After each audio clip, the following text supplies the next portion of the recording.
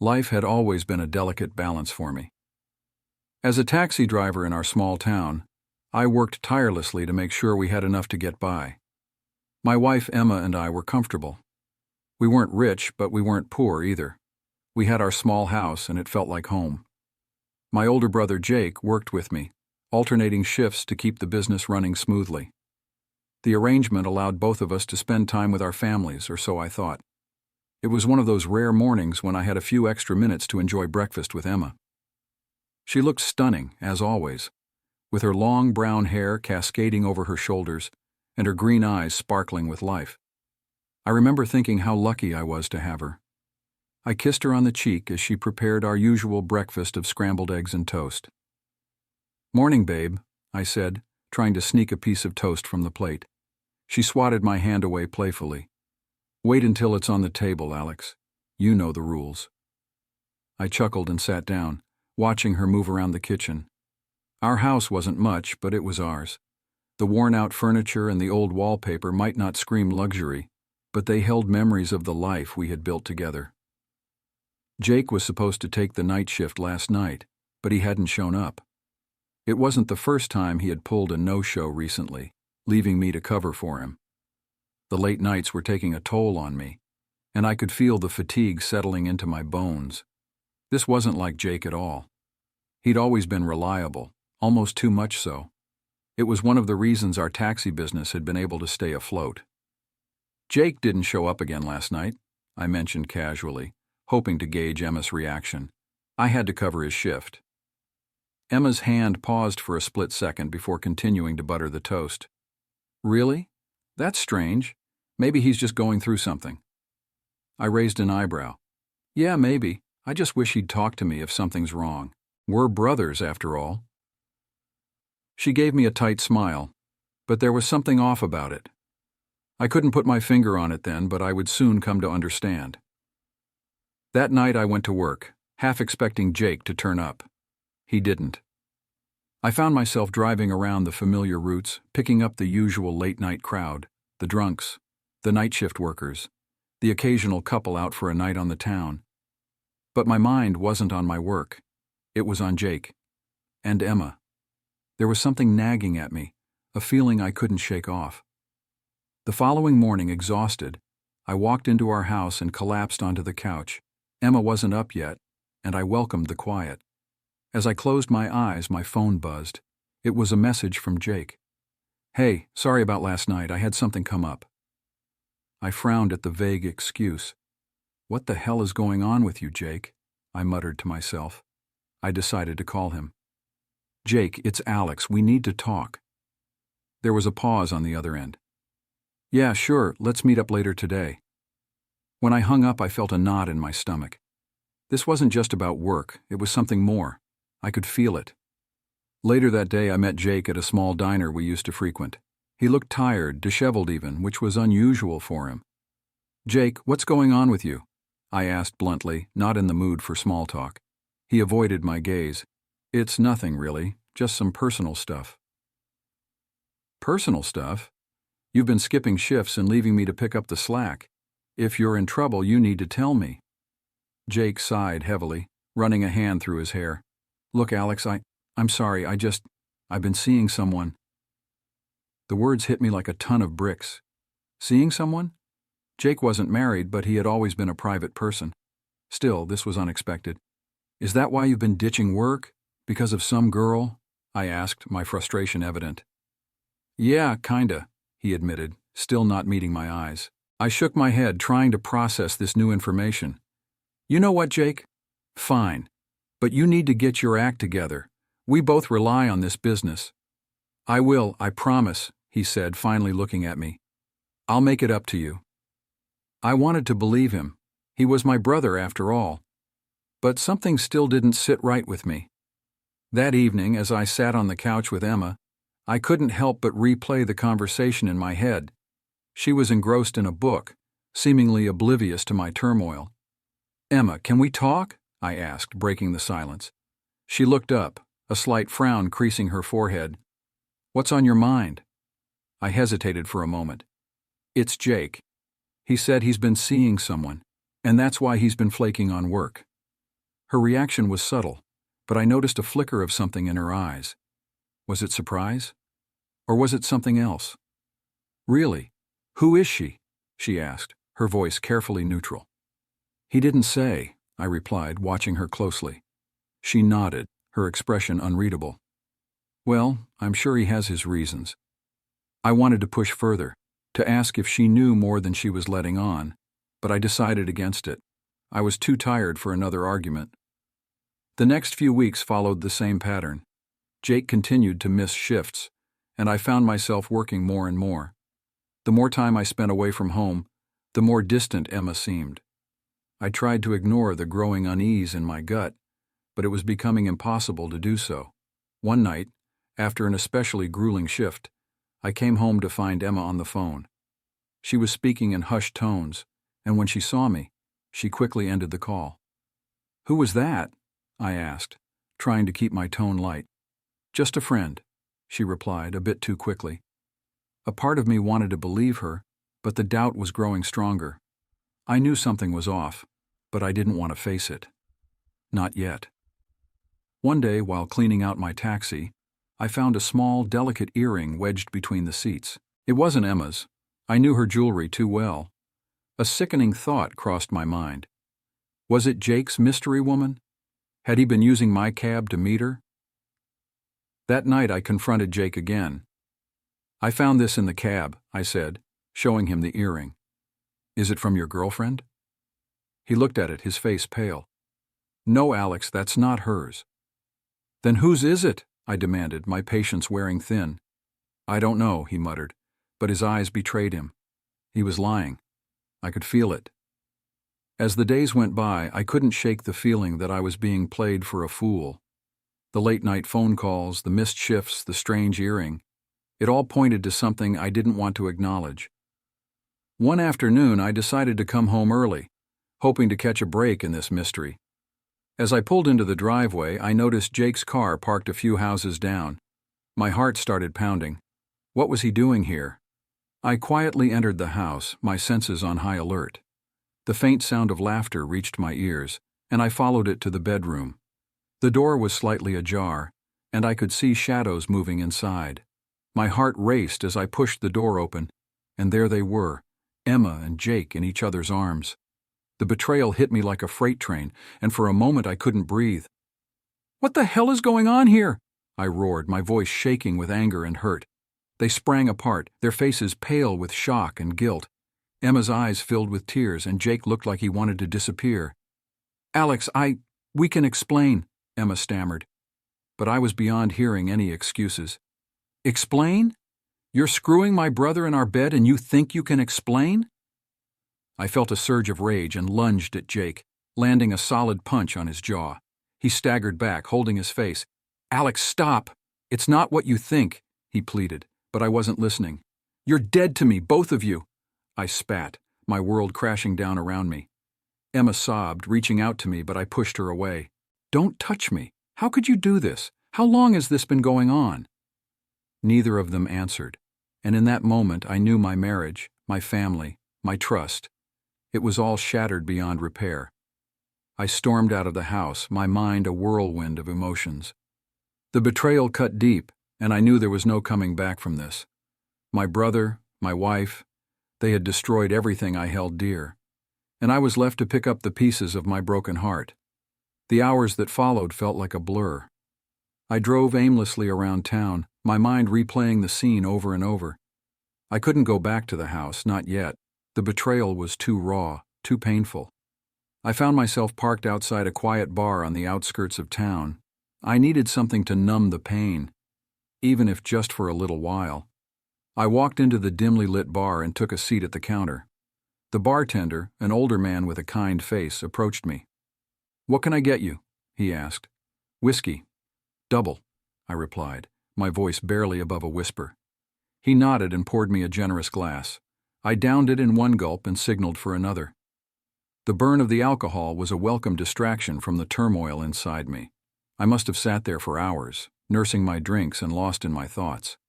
At some point, my phone buzzed. It was Emma. I stared at the screen, debating whether to answer. I couldn't face her, not yet. I let it go to voicemail. Eventually, I couldn't ignore the reality of my situation any longer. I had to go home. I needed answers, no matter how painful they might be. The drive back felt like an eternity. When I pulled into the driveway, Jake's car was gone. I was relieved. I wasn't ready to face him yet. I opened the front door to find Emma sitting on the couch, her eyes red and puffy from crying. She looked up as I entered, a mixture of guilt and fear in her eyes. "Alex, please, we need to talk," she said, her voice trembling. I took a deep breath, trying to keep my emotions in check. "Talk? You think talking is going to fix this?" She shook her head, tears streaming down her face.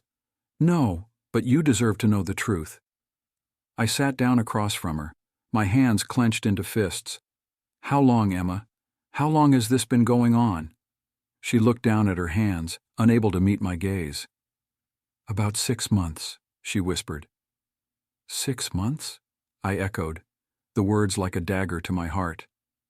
"How could you do this to me? To us?" She sobbed, her shoulders shaking. "I'm so sorry, Alex. I never meant for it to happen. It just did."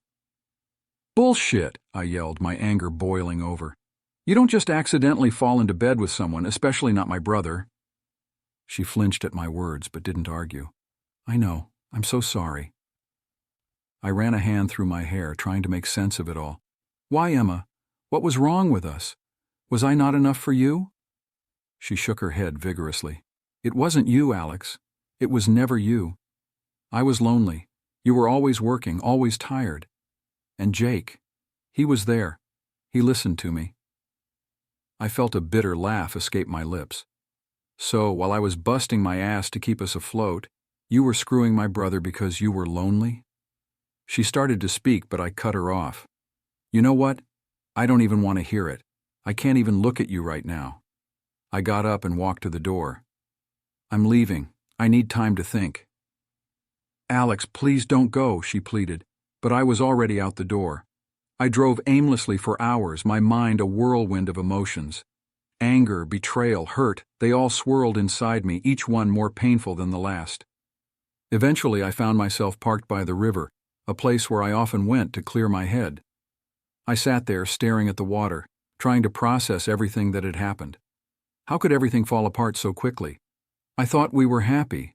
I thought we were solid. But clearly, I was wrong. As the sun began to rise, I knew I had to face reality. I couldn't run from this forever. I needed to confront Jake. I needed to hear his side of the story, as much as it pained me to do so. With a heavy heart, I drove to Jake's apartment. I pounded on the door, my anger boiling over. He opened it, looking like he hadn't slept all night. Good, I thought bitterly. He should be suffering too. "We need to talk," I said, pushing past him into the apartment. "Alex, he started, but I wasn't in the mood for pleasantries. "Save it, Jake. I just want the truth. How long have you been screwing my wife?" I demanded. He sighed, running a hand through his hair. "It's not what you think, Alex." "Really? Because from where I'm standing, it looks exactly like that," I shot back. He motioned for me to sit, but I stayed standing. "Fine," he said. "It started about 6 months ago. Emma and I. We got close. You were always working, and she was lonely." "Stop right there," I interrupted. "Do not blame this on me working. I was working to support us, to keep our business going. You were supposed to be my brother, my partner. How could you do this?" He looked genuinely remorseful, but it did little to ease the pain. "I know, Alex. I'm so sorry. I never meant for it to go this far." "But it did," I said, my voice cold. "And now what? You think an apology is going to fix this?" He shook his head. "No, I know I've ruined everything. I'm willing to do whatever it takes to make it right." I laughed bitterly. "Make it right? How do you propose we do that? You can't undo what's been done, Jake." He looked down, defeated. "I know, but I don't want to lose you, Alex. You're my brother." I felt a surge of anger. "You should have thought of that before you slept with my wife." He had no response, and I couldn't stand to be there any longer. I turned to leave, but he grabbed my arm. "Alex, please, don't walk away. Let's figure this out together." I yanked my arm free. There's nothing to figure out. You made your choice, and now you have to live with it. I walked out, slamming the door behind me. The betrayal cut deep, and I knew there was no going back. My brother and my wife, the two people I trusted most, had shattered my world. And now, I had to pick up the pieces. I spent the next few days in a daze, barely functioning. I couldn't go home, so I stayed at a cheap motel trying to figure out my next move. I knew I couldn't avoid Emma forever, but I wasn't ready to face her yet, not after everything that had happened. On the fourth day, I decided it was time to go back. I needed to get my things, to start figuring out what to do next. When I walked into the house, it felt different. It no longer felt like home. The memories, the love, it was all tainted by their betrayal. Emma was sitting on the couch, her eyes red and puffy. She looked up as I entered, her expression a mix of hope and fear. "Alex," she said softly, standing up, "I'm glad you're home." "Don't," I said, holding up a hand. "I'm just here to get my things." She looked like she wanted to argue but thought better of it. "Okay," she said, her voice barely above a whisper. I went to the bedroom and started packing a bag. As I moved around the room, I could feel her presence behind me. "Alex, please," she said, her voice breaking. "Can we at least talk about this?" I stopped, turning to face her. "What is there to talk about, Emma? You betrayed me. You slept with my brother. How do you expect me to move past that?" She started to cry again, and I felt a pang of guilt, but I quickly pushed it aside. I couldn't let her manipulate my emotions. "I know I messed up," she said through her tears, "but I love you, Alex. I don't want to lose you." I shook my head, my heart breaking all over again. "It's too late for that, Emma. You already lost me the moment you decided to cheat." I finished packing and walked towards the door. She reached out, grabbing my arm. "Please, Alex, don't go. Let's try to work this out." I looked at her, seeing the desperation in her eyes. Part of me wanted to believe her, to give her another chance. But the pain was too fresh, the betrayal too deep. "I can't," I said, my voice hollow. "I need time. I need space." I walked out, not looking back. I knew this was the beginning of the end, and there was no turning back. The life I thought I had was gone, shattered by the two people I trusted most. As I drove away, I felt a mix of emotions: anger, sadness, betrayal. But amid the turmoil, there was a sense of clarity. I knew what I had to do. I needed to rebuild my life, to start fresh, and that meant letting go of the past, no matter how painful it might be. The days that followed were some of the hardest of my life. I moved into a small apartment on the other side of town, trying to distance myself from the memories of Emma and Jake. Each morning I woke up to the harsh reality that my marriage and my relationship with my brother were in ruins. I threw myself into work, taking as many shifts as I could to keep my mind occupied. But every corner of town held memories of Emma, and it was impossible to escape the constant reminders of what I had lost. One evening, after a particularly grueling shift, I parked my taxi in front of my apartment and just sat there, staring blankly at the steering wheel. The exhaustion and heartache were overwhelming. I was about to head inside when my phone buzzed. It was a message from Jake. "Alex, we need to talk, please. It's important." My initial reaction was to ignore it. I had nothing left to say to him, but curiosity and the lingering need for closure got the better of me. I texted back a terse reply. "Fine. Where? Can we meet at the diner, the one we used to go to?" I hesitated, then agreed. Maybe this would be the final conversation, the one that would allow me to move on. When I arrived at the diner, Jake was already there, sitting in a booth with 2 cups of coffee. He looked haggard, the guilt and stress clearly taking a toll on him. I slid into the booth opposite him, not bothering with pleasantries. "What do you want, Jake?" I asked, my voice cold. He sighed, rubbing his temples. "Alex, I know you probably hate me and you have every right to, but I need you to understand something." "Understand what? That you betrayed me? That you slept with my wife?" I snapped, my anger flaring up. "Yes, I did, and I'm so sorry for that. But there's more to it," he said, looking me in the eyes. I leaned back, crossing my arms. "I'm listening." Jake took a deep breath. I've been in love with Emma for years, even before you two got married. The confession hit me like a punch to the gut. What? I whispered, disbelief coloring my tone. I tried to stay away, to bury those feelings. But when you started working more and she was lonely, it just happened. I didn't plan it, and I know it was wrong, but I couldn't stop myself. I stared at him, my mind reeling. So what now? You think telling me this will make it better? That I'll forgive you? He shook his head. No, I don't expect you to forgive me. I just wanted you to know the truth. And I want to make things right as much as I can. I'm stepping away from the business. It's all yours. I'll find something else. I laughed bitterly. You think that's going to fix everything? That giving me the business will make up for what you did? No, he said quietly. But it's a start.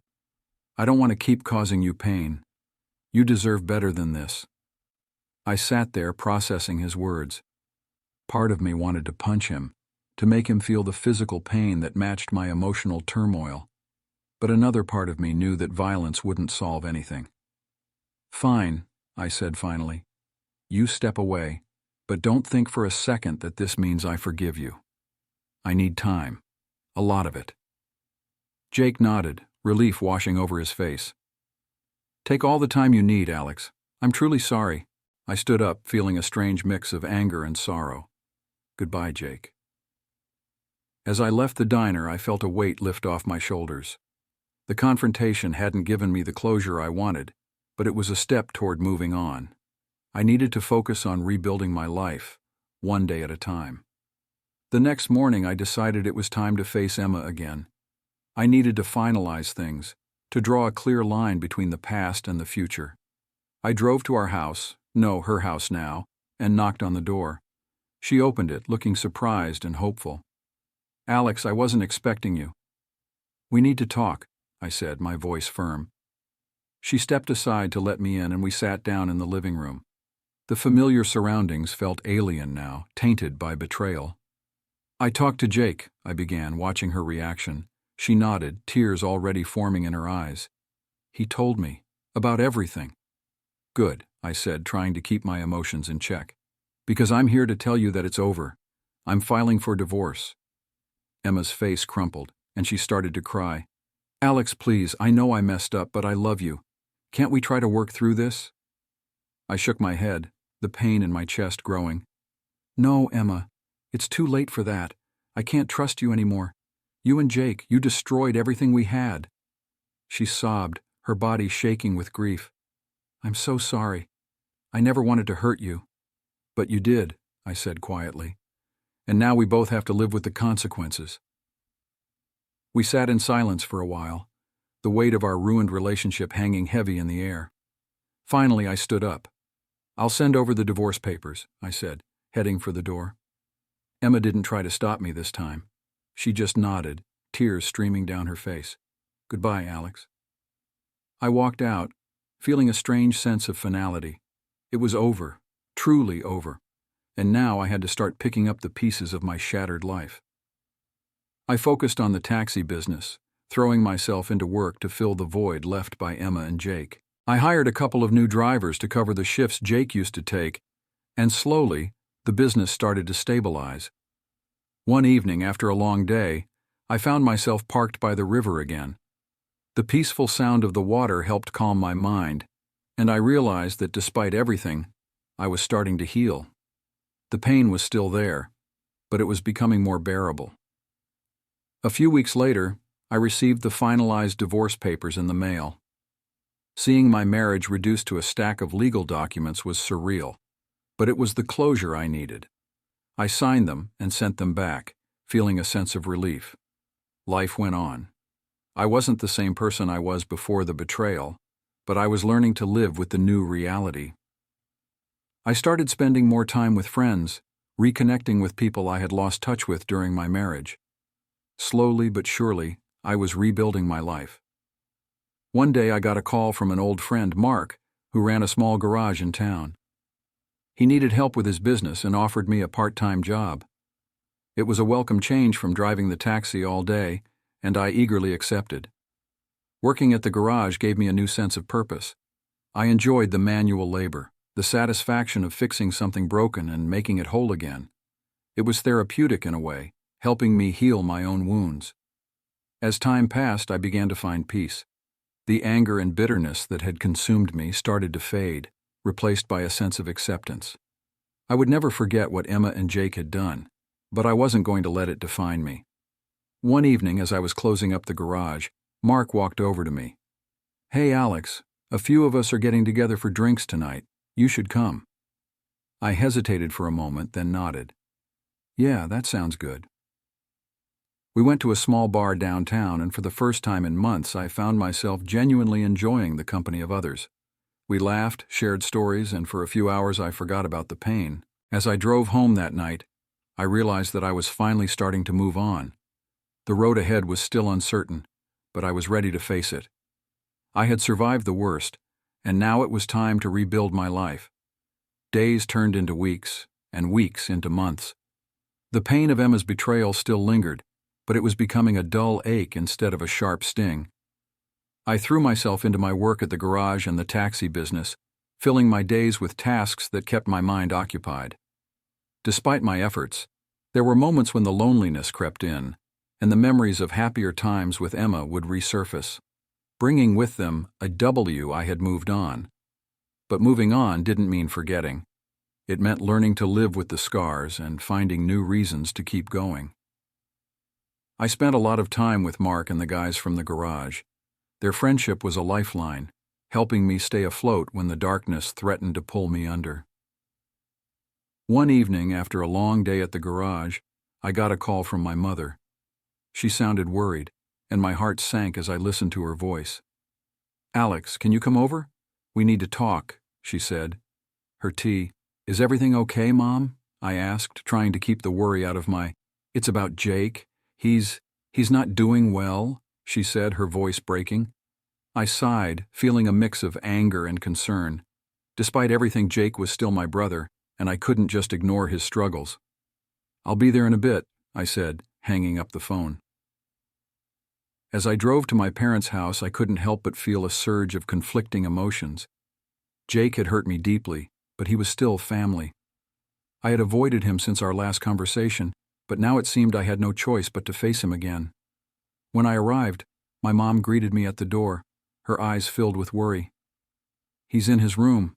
He hasn't been himself lately." I nodded and headed upstairs, my heart heavy.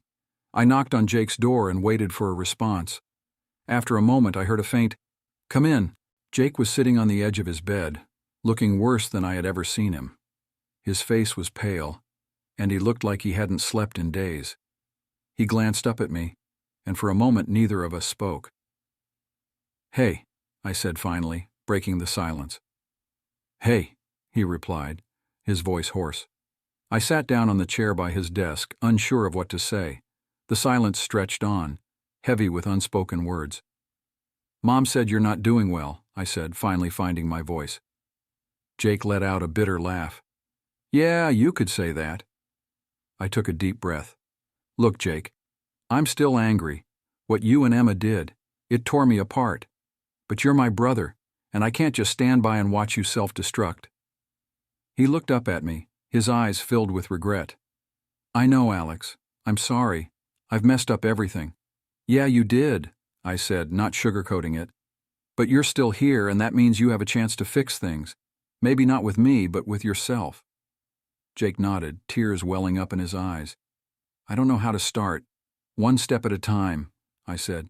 "Have you talked to anyone? A therapist, maybe?" He shook his head. "No, I didn't think it would help." "It might," I said. "You've got a lot of stuff to work through, and you can't do it alone." Jake sighed, running a hand through his hair. "I'll think about it." We sat in silence for a while longer, the tension between us slowly easing.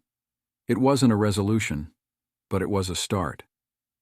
When I left my parents' house, I felt a strange mix of relief and sadness. Jake had a long way to go, but at least he was willing to try. As for me, I needed to focus on my own healing.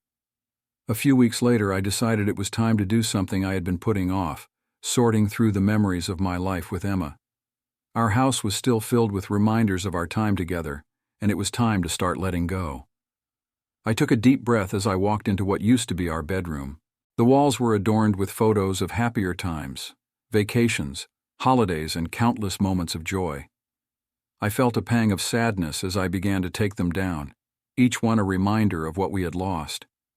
As I packed up the photos and other mementos, I couldn't help but feel a sense of closure. This was the final step in moving on, in letting go of the past and making room for the future. It wasn't easy, but it was necessary. One evening, as I was finishing up at the garage, Mark approached me with a grin on his face. "Hey, Alex, we're all heading to the new bar downtown. You should come with us." I hesitated for a moment, then nodded. "Yeah, why not?" The bar was lively, filled with people laughing and enjoying themselves. It was a welcome change from the solitude I had been used to. I found myself relaxing, letting go of the tension that had been my constant companion. As the night went on, I started talking to a woman named Sarah.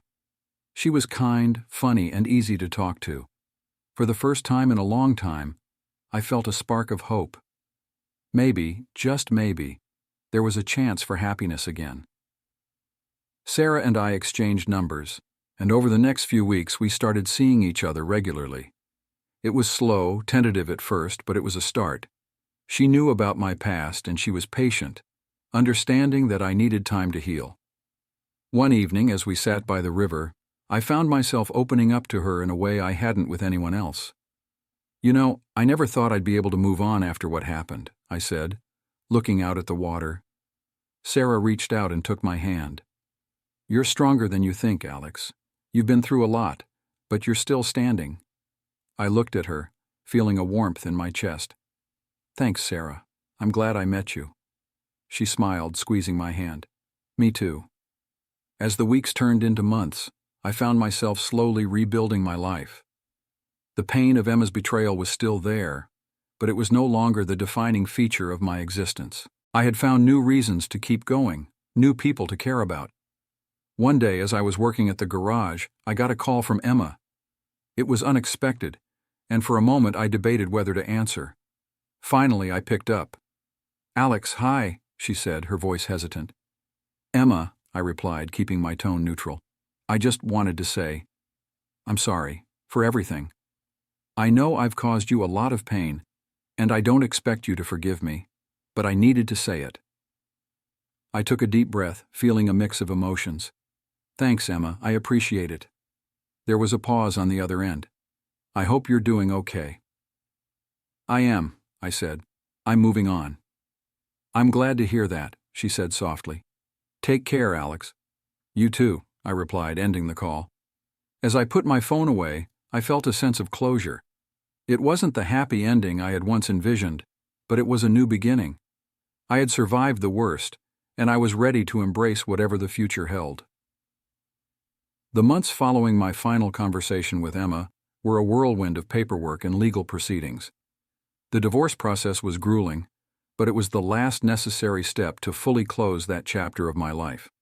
As each document was signed and every court appearance made, I felt a strange mix of relief and sadness. I was letting go of a significant part of my life, but I was also setting myself free from the pain and betrayal that had consumed me. The day the divorce was finalized, I took a long walk by the river, reflecting on everything that had happened. The water's steady flow was a stark contrast to the turmoil of my emotions. I realized that despite the closure the divorce brought, I still felt an emptiness inside. The betrayal of Emma and Jake had left scars that I wasn't sure would ever fully heal. Jake and I stopped talking entirely. After our last conversation, I made it clear that I needed space, and he respected that. The bond we once had was irreparably broken, and every attempt at reconciliation felt forced and insincere. He moved to another town, trying to start fresh, but I had no interest in following his progress. My focus was on rebuilding my own life, one day at a time. Life settled into a routine. I continued working at the garage, finding solace in the mechanical tasks that required my full attention. The steady rhythm of fixing cars and the camaraderie of my colleagues provided a welcome distraction from my thoughts. But despite my best efforts to move on, the nights were the hardest. Lying alone in bed, the memories would flood back, the good times with Emma, the trust I had in Jake, and the devastating moment I discovered their betrayal. As time passed, the sharpness of the pain dulled, but the sense of loss remained. I watched as friends and acquaintances moved forward with their lives, finding new love and happiness. I tried dating, even went out with Sarah a few more times, but something inside me had changed. The betrayal had left a deep wound, one that made it hard to trust, to open up, to let anyone in again. One evening as I was closing up the garage, Mark approached me. He had become a good friend, someone who understood without prying too much. "Hey, Alex, a few of us are going camping this weekend. You should come, get away from everything for a bit." I appreciated the gesture, but I knew that solitude was what I needed. "Thanks, Mark. Maybe next time. I think I just need some time to myself." He nodded, understanding in his eyes. "All right, but remember, we're here if you need anything." That weekend, instead of camping, I spent my time at the river, the place that had become my sanctuary. As I sat by the water, I thought about the future. I had always envisioned a life with Emma, building a family, growing old together. That dream was gone, and in its place was a void that I didn't know how to fill. I realized that I might never be able to love again, not in the way I had loved Emma. The betrayal had fundamentally changed me, made me wary and guarded. I had lost a part of myself in the process, a part that might never fully return. But I also knew that I couldn't let that define the rest of my life. I decided to focus on what I could control. I threw myself even more into my work, taking on new projects at the garage and considering expanding the business. I reconnected with old friends, not for the sake of finding new relationships, but to rebuild the network of support I had neglected during my marriage. One evening, as I sat by the river watching the sunset, I made peace with the fact that my life would be different from what I had once envisioned. I might be alone, but I wasn't defeated. The scars of betrayal would always be there, but they didn't have to dictate my future. I could find contentment in other aspects of life.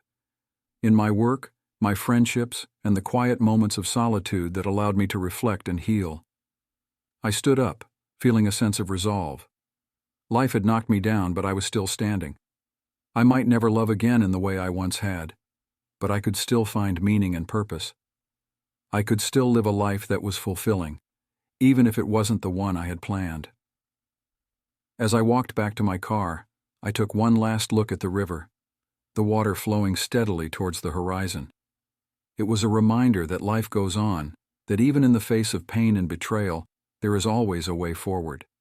And I was determined to find my own path, no matter how long it took. In the end, I learned that healing isn't about forgetting the past, but about accepting it and finding a way to move forward. I would carry the scars of Emma's betrayal and Jake's treachery for the rest of my life, but I would not let them define me. I was stronger than the pain, and I was ready to face whatever the future held, alone but resilient.